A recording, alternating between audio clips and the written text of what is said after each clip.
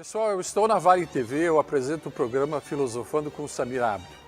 Se quiserem maiores informações, venham para o meu Instagram, @samabdofilosofia, e eu estarei à disposição de vocês para qualquer tipo de dúvida e fiquem muito bem à vontade comigo, ok? Obrigado.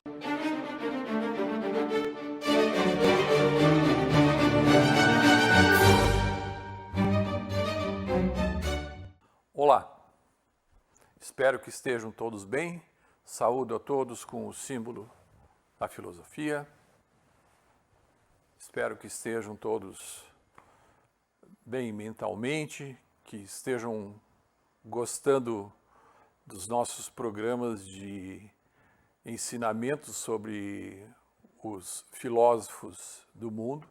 Vamos falar ainda sobre Sócrates, parte 2. Dando então a introdução do que era um filósofo. Então nós já sabemos que Sócrates era um turrão, ele tinha uma forma diferente de agir, que ele vinha a partir da própria ironia e do próprio desafio às ideias das pessoas, para que ele conseguisse obter os seus objetivos, que era justamente de chegar a ideias, e os seguidores de Sócrates estavam sempre junto com ele. Ele, como todo filósofo, era uma regra na filosofia que o filósofo poderia obter e ter o conhecimento, mas não poderia se aproveitar deste conhecimento para posses e tornar isso em riquezas. Isso era um padrão filosófico transposto, né, que, como regra geral, na verdade, um pouco além de Sócrates, nós vamos ver que alguns dos seus seguidores, né, e até contestadores, diziam que os filósofos deveriam ser os futuros regentes ou as pessoas com capacidade de administrar as polis, que eram as cidades, e não serem remunerados por isso. A remuneração do filósofo em si, ela era simplesmente alimento, uma morada, uma moradia normal, onde ele não teria riquezas. Isso diferente das pessoas que Sócrates contra-argumentava, que era justamente aqueles que vinham com ideias compradas ou encomendadas, né, que nós vamos falar um pouquinho adiante, mas essas pessoas chamadas sofistas recebiam por isso, né? Talvez seja até a classe que nós conhecemos hoje, não vou mencionar, mas é contratado para resolver problemas, recebe por isso, ok? O filósofo dava o conselho, arranjava a solução, só que não ganhava e não cobrava por isso. E não podia. Por isso ele era um filósofo. E um sofista era um sofista. Então, os sofistas eram aqueles que cobravam, arranjavam as soluções, sejam elas boas, sejam elas ruins, eram remunerados por isso. E o filósofo era o que dava o caminho pelo qual a pessoa deveria seguir adiante. Mas nós vamos falar agora sobre um outro Sócrates. Um Sócrates desconhecido, um Sócrates que antes de ser um filósofo, ele foi um guerreiro, ele foi um soldado que chegou até uma certa patente.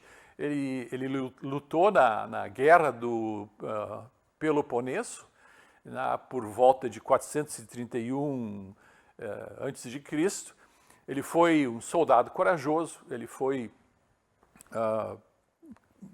ele recebeu medalhas e honras E na época, lembre-se, né, um dos maiores formas de remuneração ou de reconhecimento a uma pessoa seria, por exemplo, uma coroa de louros, né, que depois os próprios donos do mundo, né, que partiu da Itália, né, também os Césares teriam sempre as coroas de louro, né? Mas Sócrates foi um lutador bravo, forte, grande, bruto, e teve seu reconhecimento.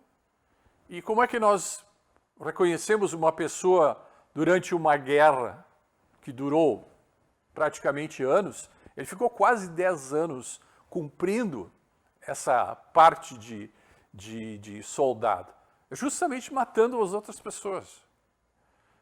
Sim, Sócrates foi um soldado, teve suas honras como soldado, teve novas patentes como soldado, e obviamente a única maneira, não era capinando grama na estrada nem juntando pedra, né, que Sócrates recebeu, ou os diversos louros que ele recebeu.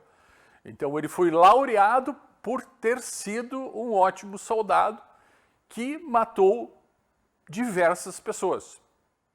Talvez isso tenha levado Sócrates a ser o homem bruto e irônico que trouxe a sua mente. Lembre-se que ele dizia que ele tinha aqueles demons na cabeça, que ele tinha o que dizia que era certo. Então, naquela época do exército, o certo era matar o máximo possível de oponentes. Então, não fiquem surpresos com isso, mas sim, Sócrates foi um assassino, vamos dizer assim. Não podemos chamar alguém que luta numa guerra por um exército, ou até as nossas guerras locais, ou as guerras, não podemos chamar de assassinos por mera vontade, né? A briga do homem contra o homem sempre foi por posses e terras, principalmente porque os impérios existiam nessa época, né? Então, nós temos aí um novo Sócrates, mas vamos ver agora um vídeo de Zygmunt sobre o que ele, como um professor famoso, Zygmunt Bauman, ele coloca o ponto de vista dele de quem foi Sócrates para o mundo. Assistam esse vídeo. Contemporary philosophers consider life of Socrates, his personality, which he constructed, as the most perfect, relatively perfect, which you can imagine. But what does it mean? Does it mean that if Socrates' kind of life, which he selected, is the perfect solution for Socrates anyway, does it mean that we all should imitate Socrates and try to be like him? No. The answer is on the contrary, because precisely Socrates considered a secret of his happiness in that he, on his own, by his own will, created the form of life which he lived. People who imitate somebody else's form of life, somebody else's model of happiness, are not like Socrates. On the contrary, they betray his recipe. Well, you can translate it in a simple term, saying that for every human being there is a perfect world made especially for him or for her. Aristotle, who first used the concept of democracy and described it, right? he would probably enjoy what he sees, because people quarrel, they represent different views, they argue, then they vote, they come to some agreement. He would like it. But then if someone told him that that is democracy, he would laugh, because democracy he described in ancient Athens was just people coming to the marketplace, and fighting each other and coming to some resolution. And I came to the conclusion that there are two essential values which are absolutely indispensable for a satisfactory, satisfying, rewarding, relatively happy life. One is security, the other is freedom. You can't be happy, you can't have a decent, dignified human life in the absence of one of them, right? Security without freedom is slavery. Freedom without security is complete chaos, inability to do anything, plan anything, even dream about anything. So my conclusions are twofold. One, you will never find the perfect solution of the dilemma between security and freedom. There always will be too much of one and too little of the other, right? And the second, that we will never stop looking for such a golden mean. Fate is a short name for all things on which we have no influence, which happen to us, but they are not of our doing. That's fate. And character is a very individual thing. You can work on your character if you want. You can change it, you can improve it. It is under your control to a very great extent. The division of labor between fate and character is such that the fate sets the range of options which are realistic to you. On that you have no influence.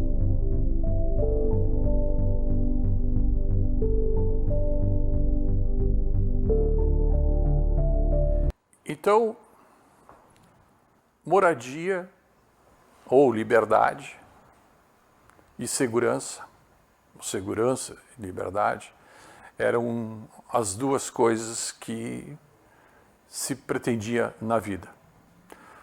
Primeiro, como se tinha segurança? Alguém tinha que bancar o exército ou, de toda forma que fosse visto, um homem livre só seria livre nascendo livre. E um homem escravo, ele seria escravo nascendo escravo ou tendo sido derrotado em uma guerra. Então, se nós tivermos o Peloponeso, então ganharam os atenienses, derrotaram 10 mil pessoas, mataram 5 mil, sobraram 5 mil. O que vão fazer com os outros com esses 5 mil? Eles vão para Atenas servirem como escravos para o resto da sua vida. E aqueles que já nasciam advindos de escravos continuavam a ser escravos. Então, a liberdade só era dada àqueles que nasciam livres ou que, eventualmente, o seu dono o liberasse para ser um homem livre. Para ser um homem livre, vejam que não, ou ele comprava a liberdade dele, como escravo não tem remuneração, não tinha como comprar, ou ele, por algum ato de bravura ou alguma coisa muito positiva para o seu amo, o seu chefe, em recompensa ele recebia a liberdade.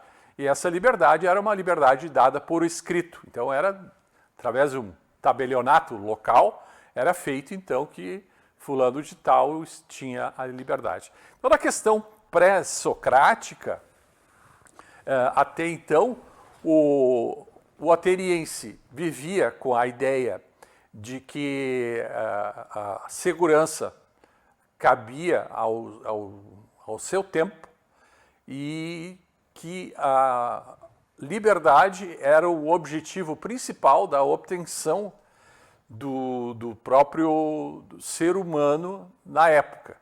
E os escravos serviam aos mais nobres e mais ricos.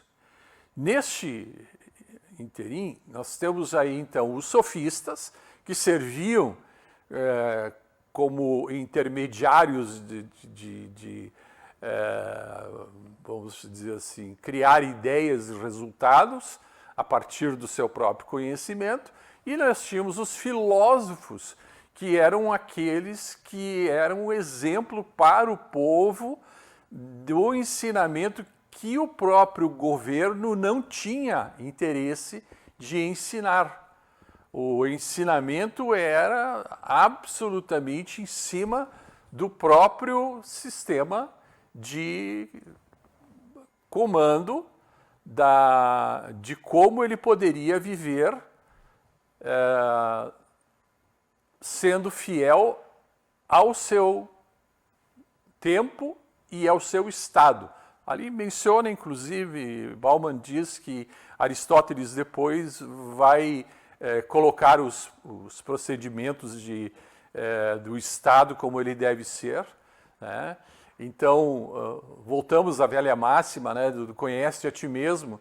Então, dizer novamente, é bem possível que o próprio Sócrates jamais tenha admitido que essa frase não era dele, mas ele usava que essa frase, não por completo, né, ele só usava conhece a ti mesmo, né, e não o resto, ou conhece os segredos do universo, etc., etc., que está dentro de ti e tal, o conhecimento que requeriria de cada um. Então ele tentava fazer com que a ignorância pessoal de cada um fosse cada vez menor. Neste ponto, ele começou a duvidar do seu próprio conhecimento.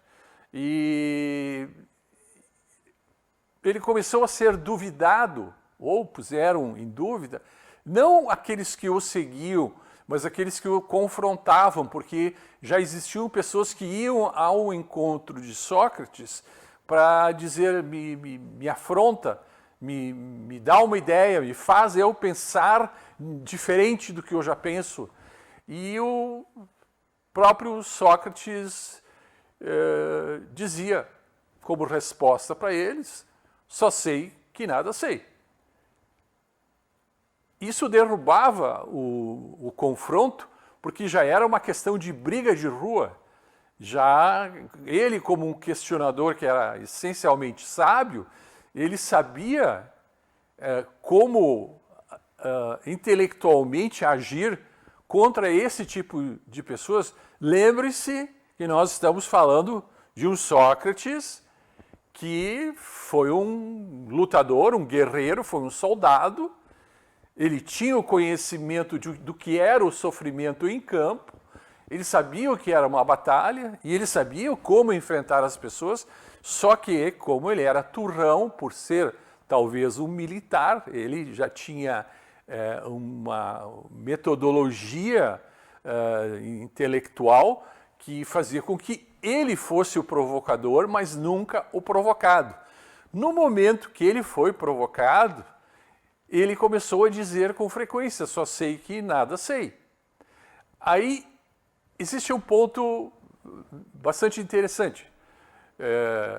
Alguns dos seus discípulos começaram a duvidar realmente que Sócrates tinha todo aquele conhecimento.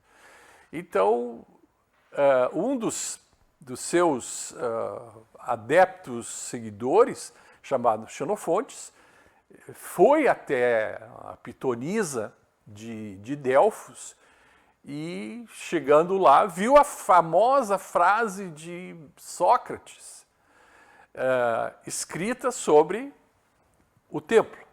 Bom, primeira conclusão que nós vamos ter. Se estava escrito é porque Sócrates leu, então ele não era analfabeto. Muitas pessoas perguntam se ele não escreveu porque ele era analfabeto. Não, ele leu a frase, ele sabia o que dizia. Então, foi a primeira conclusão de Xenofontes. O Sócrates não contou para nós que essa ideia não era dele, que essa frase não era dele.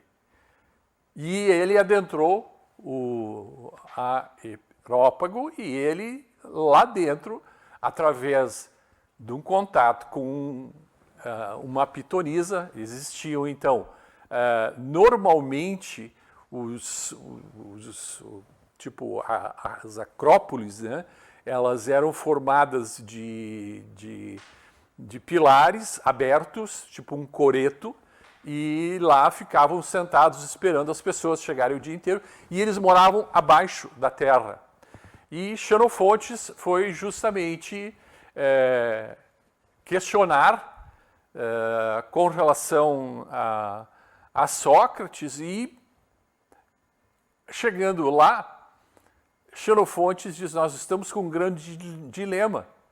Nós queremos saber quem é o homem mais inteligente da Terra. Quem é para ser, de verdade, o homem que nós devemos nos basear e seguir como sendo o nosso líder? Lembre-se que eu estou falando de uma pitonisa, mas normalmente existia ou um ancião ou uma pitonisa. A pitonisa tem tudo a ver com as cobras, etc, etc. E o ancião, normalmente, ele já era cego.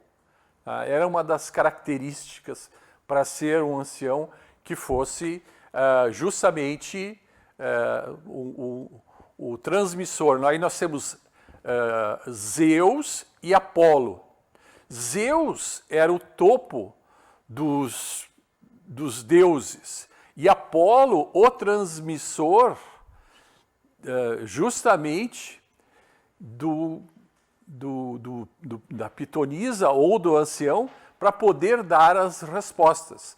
E notem novamente, não eram sofistas, ou seja, eles não cobravam por isso, mas faziam-se doações para a alimentação deles. Então, a grande pergunta foi: quem é o homem mais inteligente do nosso mundo, deste mundo que nós conhecemos? Lembre-se que o mundo que eles conheciam era um mundo limitado, era um mundo pequeno, era um mundo que lhes cabia as pernas, ou tanto quanto podiam caminhar, vamos dizer assim.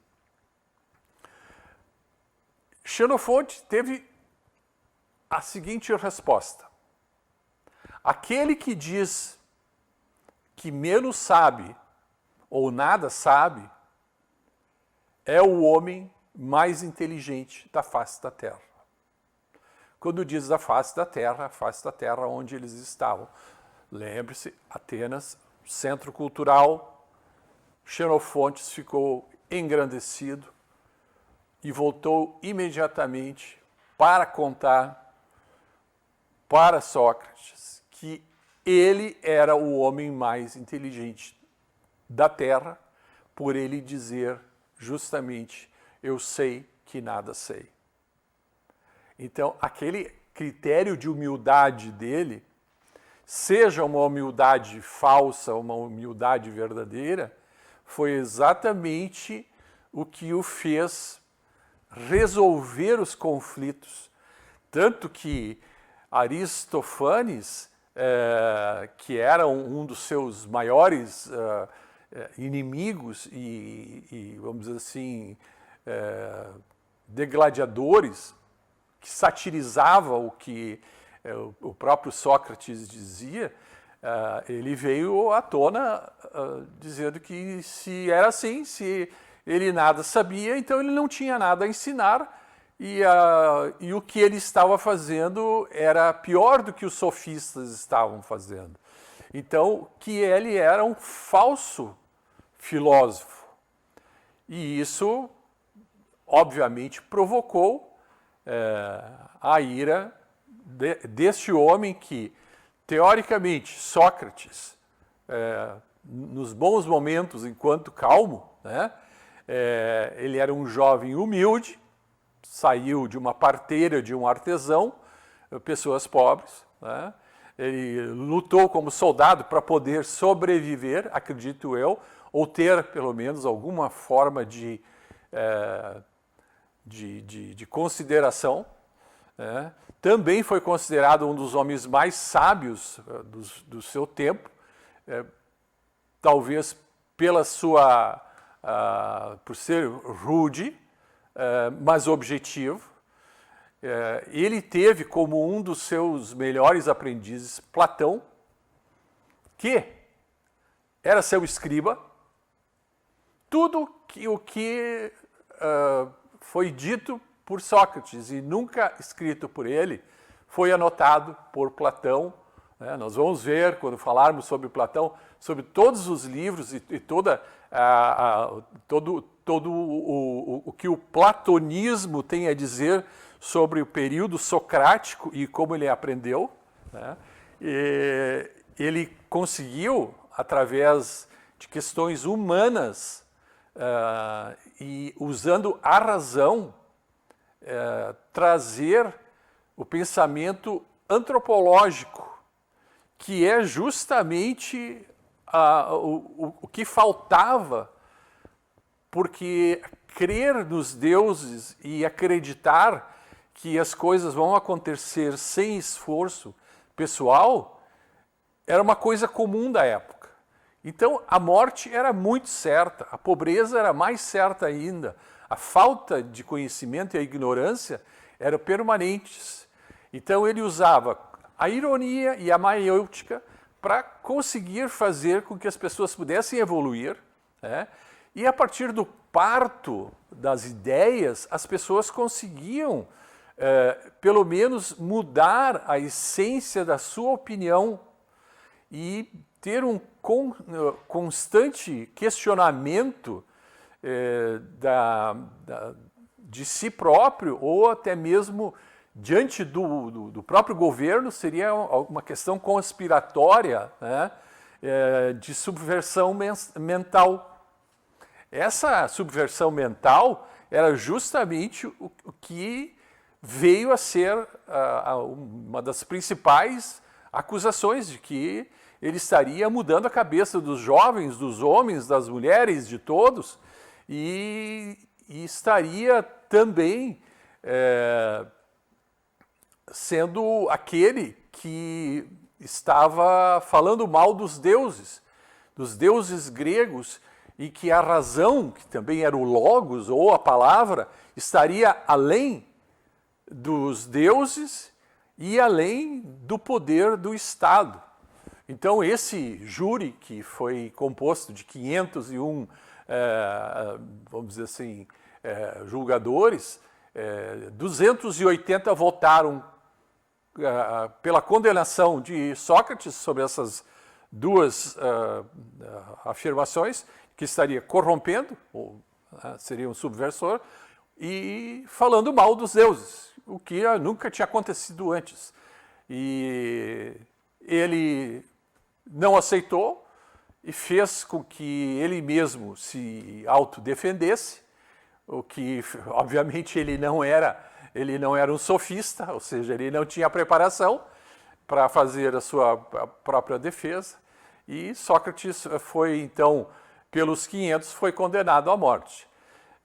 Existe uma frase de Sócrates, né, que diz, segundo Sócrates, a beleza é uma tirania de curta duração. Então, ele sabia da questão da feiura dele. Então, ele diz, vamos cuidar da beleza interior, que é a da mente, do coração e da alma, porque a do corpo não vai ter jeito não. Ou seja, ele sabia que o fim era iminente. E então nós vamos parar por aqui hoje e damos continuidade e vamos falar sobre as 3 peneiras de Sócrates no nosso próximo programa. Saúdo a todos e espero que fiquem todos bem com o símbolo da filosofia.